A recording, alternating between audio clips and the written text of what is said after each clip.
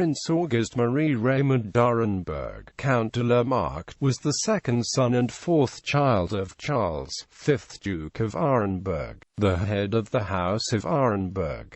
He was born on the 30th of August 1753 at Brussels, where his father resided. The Duke, who had served with great distinction during the 7 Years' War, and was a field-marshal in the Austrian army, originally intended Prince Auguste for the same service, in which, indeed, he began his career at the age of 15, but certain family circumstances altered his destination. Louis Engelbert, Comte de La Marck, the last of his name, and the father-in-law of Charles, 5th Duke of Arenberg, was the proprietor of a regiment of German infantry in the service of France, and, having no son, proposed that Prince Auguste should enter the French service, offering, if he did so, to give him the regiment which it was in his power to dispose of. The proposition was accepted, and it was further arranged that on the death of his maternal grandfather, the young prince should take the title of Comte de La Marck, by which he subsequently became known. The family of Arenberg had constantly borne arms in the Austrian army, but belonging to a sovereign house,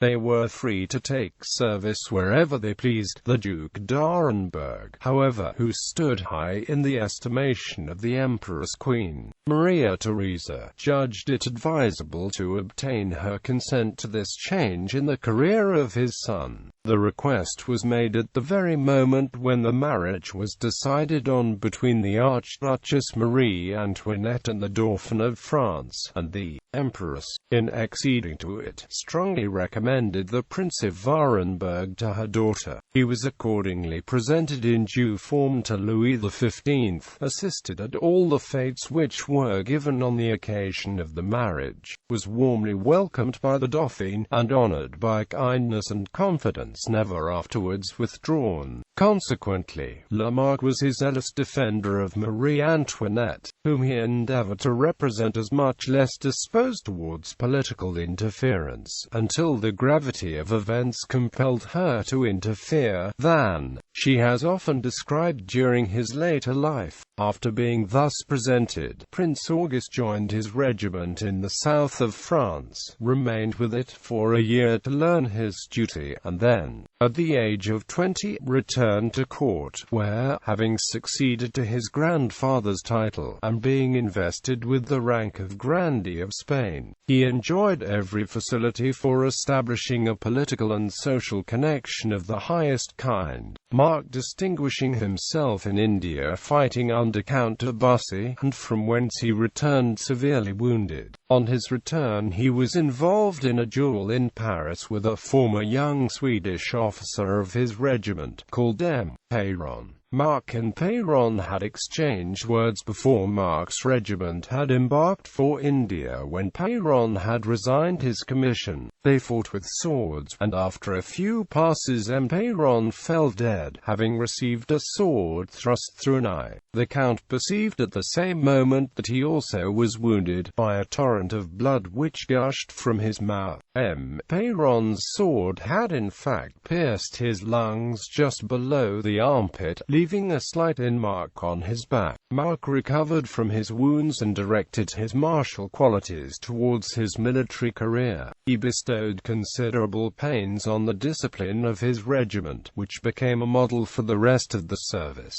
was appointed Inspector General of Infantry, and finally Vice President of the Committee for regulating the tactics of the troops of the line, in which latter capacity he acquired considerable reputation. These duties were Marck's chief occupation till 1789. Apart from them, having married in 1776, Marck led an agreeable life, alternately at Raismes, his country residence near Valenciennes, and at Versailles, where his rank and position gave him the means of observing all that was passing, which he appears to have noted with care and tolerance. tolerable impartiality, as he had no personal interests to serve, sought no employment, needed no title, had ample wealth, and, the ties of friendship excepted, stood aloof from all who sought the monarch's leveille of the minister's antechamber. In 1789 Marck met with Count de Mirabeau at a dinner given by the Prince de Poix, the governor of Versailles, to which Mirabeau was taken by M. de Mailhan, a friend of Marck.